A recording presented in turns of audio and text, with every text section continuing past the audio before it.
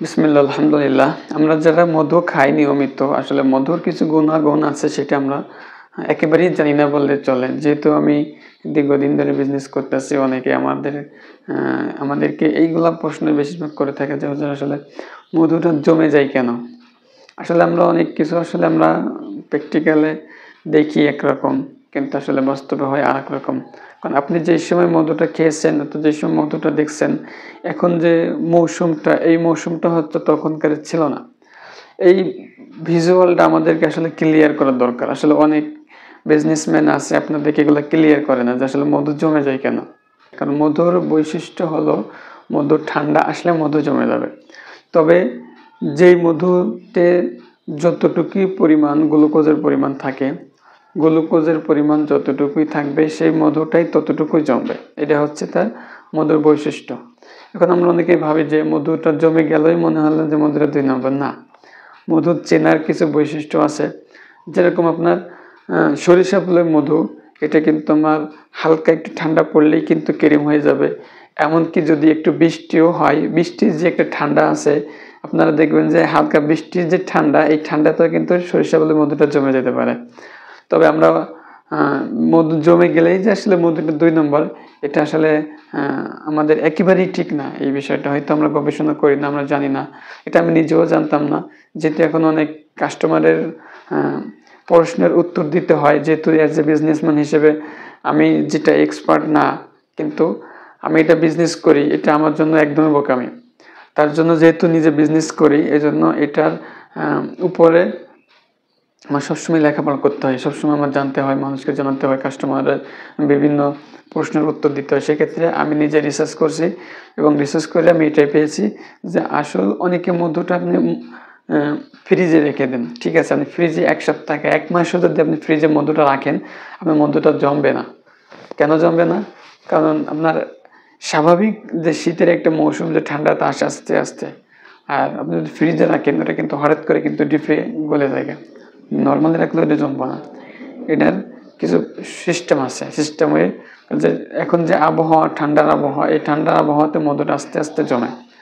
আর আস্তে, আস্তে জমার কারণে এটাই আপনার পারফেক্ট মধু। তবে সব মধু জমে এটাও বলব না। ওই যে বললাম, যেই মধুতে যতটুকু গ্লুকোজের পরিমাণ বেশি থাকে সেই মধুটা ততটুকুই জমে। যেরকমভাবে আপনার সরিষা ফুলের মধুতে গ্লুকোজের পরিমাণটা বেশি থাকে, এই বেশি থাকার কারণে এই সরিষা ফুলের মধুটা একবারে ক্রিম হানি বলে যাকে। শীতের সময় আসলে এটা অনেকে প্রসেসিং করে ক্রিম হানি বানায় অথবা এমনিতে যদি আপনি রেখে দেন এমনিতে ক্রিমের মতো হয়ে যাবে। তো এই মধুটার ভিতরে কিন্তু গুণাগুণ অনেক বেশি। যেহেতু এর ভিতরে শুধু সরিষা ফুলের মধুই থাকে, আদার্স অন্য মধু একেবারেই থাকে না বললেই চলে। তারপরে হচ্ছে আপনার লিচু ফুলের মধু। যেমনটা আপনার লিচু ফুলের মধুতে কিন্তু বেশিরভাগই আপনার শুধু যখন লিচুর যে একটা সময় থাকে, মৌসুম থাকে, এই সময়কালে কিন্তু এই যারা বক্স করে যে মৌমাছিগুলো পালন করে তারা কিন্তু ওই বক্সগুলা পুরা লিচু বাগানে ছড়ায় দেয়। ছড়ায় দেওয়ার কারণে ওইখানে আপনার দেখবেন যে আশপাশে শুধু লিচু বাগান আর লিচু বাগান। সেইখান থেকে লিচুর যে একটা নেকটার নিয়ে আসে মৌমাছিতে, এই নেকটারটা শুধু লিচু ফুলেরই থাকে। এইজন্য লিচু ফুলের মধুটাও একটু কম জমে। তারপরে দেখবেন যে আপনার চাকের মধু। আসলে আমরা বিভিন্ন জায়গায় দেখি ছাদে, গাছে, বাগানে বিভিন্ন স্থানে যে চাকটা বাঁধে মৌমাছিতে, আপনার এই চাকের মধুতেও গ্লুকোজের পরিমাণ একটু কম থাকে। কম থাকার কারণে দেখবেন যে আপনার চাকের মধুটা একটু কম জমে। আর তৃতীয় হচ্ছে আপনার সুন্দরবনের খলিশা ফুলের মধু। সুন্দরবনের খলিশা ফুলের মধুর পরিমাণটা একটু পাতলা থাকে যেখানে ওইখানের আবহাওয়া, ওইখানের পরিবেশটা এই আমাদের যে চাকের মধু কিংবা লিচু ফুলের মধু কিংবা সরিষা ফুলের মধুর যে সিজন বা যে মৌসুমটা, যে আবহাওয়াটা, এটা কিন্তু সুন্দরবনের মধুর সাথে একেবারেই তুলনাহীন। কারণ সেখানে চারিপাশে শুধু গাছ আর গাছ এবং পাশে নদী। যে এই পরিবেশের কারণে সেখানে আপনার মধুটা বেশিরভাগই পাতলা হয়ে থাকে এবং সুন্দরবনের খলিশা ফুলের মধু যেটা, এটা আপনার সারা বছর মাত্র ২ মাসেই এই মধুটা পাওয়া যায়। সেই কারণে আমরা যারা এজ এ বিজনেসম্যান তারা আমরা মধুটা অনেক সময় সংগ্রহ করে আপনাদেরকে সারা বছর আমরা এটা ডেলিভারি দিতে থাকি ইনশাআল্লাহ। আপনাদের হেল্পের জন্য যে আপনারা হয়তো সারা বছর এই মধুটা পাবেন না, কিন্তু আমরা এই মধুটা অনেক সময় স্টক করে রাখি এবং সারা বছর আপনাদের কাছে এই সুন্দরবনের মধুটা আপনাদেরকে পৌঁছে রাখি। আপনারা মধুটা আসলে কিভাবে চিনবেন মধুটা। তারপরে আরেকটা জিনিস আপনি করতে পারেন, যেহেতু আপনি একজন এক্সপার্ট মানুষ, সেই হিসেবে আপনি জাস্ট 1 মিনিট গুগলে ঢুকবেন এবং দেখবেন যে মধু জমে কিনা আসল মধু। তাহলে দেখবেন যে আপনি আপনার উত্তর পেয়ে যাবেন। তারপরে হলো আরেকটা বিষয় হলো, আমরা অনেকে মধুটা খাই কিন্তু উপকার পাওয়ার জন্য, যে মধুটা খেলে আপনার ঠান্ডা, কাশি, জ্বর ইত্যাদি থেকে আল্লাহ আপনাকে মুক্তি দান করবে। কিন্তু আমরা এই মধুটা কি করি, অনেকে আমরা যেই জিনিসটা স্বাভাবিকলি ভালো থাকে সেই জিনিসটা যখন আপনি ডিপে রাখবেন অথবা ফ্রিজে রাখবেন, সেই জিনিসটা যখন খাইবেন তখন দেখবেন যে আপনার এর উপকারের থেকে আপনার ক্ষতির দিকটা বেশি চলে যাবে। কেন চলে যাবে? যেই দিকটা আপনার, যেই জিনিসগুলো আপনার নর্মালি ভালো থাকে সেই জিনিসটা যখন আপনি ডিপে রাখবেন, ফ্রিজে রাখবেন, যখন আপনি খাবেন, খাওয়ার পর দেখবেন জিনিসটা সাধারণত একটু ঠান্ডা বেশি হয়ে থাকে, আর ঠান্ডাটা কিন্তু আপনার গলায় লাগবে।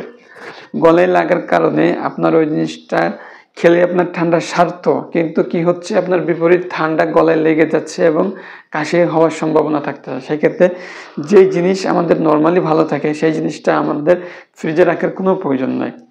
এটা আসলে আপনাদেরকে সতর্ক করার জন্য মূলত ভিডিওটা করা। আসলে অনেক আমার সম্মানিত কাস্টমার আছেন, আমার সম্মানিত ভাইয়ারা আছেন, তারা আসলে অনেক কিছু জানেন না। আসলে হিসেবে আপনাদেরকে অ্যাওয়ার করা, আপনাদেরকে সলিউশন দেওয়া, আপনাদেরকে ভালো এবং মন্দ দিকগুলো আপনাদেরকে তুলে ধরার চেষ্টা করছি ইনশাল্লাহ। আশা করি ভিডিওটা আপনারা পুরো দেখে থাকেন, ইনশাল্লাহ বিষয়গুলো জানছেন। আপনি আমাদের কাছে পেয়ে যাবেন চাকের মধু। চাকের মধু, এই যে প্রাকৃতিক চাকের মধু, এটা হচ্ছে প্রাকৃতিক চাকের মধু। আরেকটা আছে আমাদের কাছে সুন্দরবনের খলিশা ফুলের মধু। এই সুন্দরবনের খলিশা ফুলের মধুর বৈশিষ্ট্য হলো এই যে এখানে একটা দাগ হয়ে থাকে, দেখবেন যে সাদা, মনে হচ্ছে যেখানে একটা রশি দিয়ে বাঁধা, কিন্তু আসলে এটা সুন্দরবনের খলিশা ফুলের মধুর বৈশিষ্ট্য হচ্ছে এটা এরকম একটা কাজ জমে থাকবে। অনেক সময় যদি ঝাঁকি দেন, ঝাঁকি দেওয়ার পরে আরো বেশি ফেনা হতে পারে।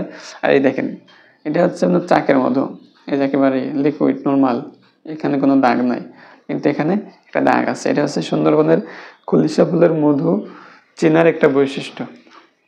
এজন্য আপনারা আমাদের কাছ থেকে এই মধুটা সুলভ মূল্য পেয়ে যাইতেছেন ইনশাল্লাহ। আপনারা আমাদের কাছ থেকে এই সুন্দরবনের খলিশা ফুলের মধু এবং চাকের মধুটা অর্ডার করতে পারেন। অর্ডার করার জন্য স্ক্রিনে দেওয়া নাম্বারে যোগাযোগ করতে পারেন 01307539515, অথবা সেন্ড নাও মেসেজে নক করে আমাদের কাছ থেকে এই মধুটা সংগ্রহ করতে পারেন। ভালো খান, সুস্থ থাকুন, প্রকৃতির সাথেই থাকুন। জাযাকাল্লাহু খাইর।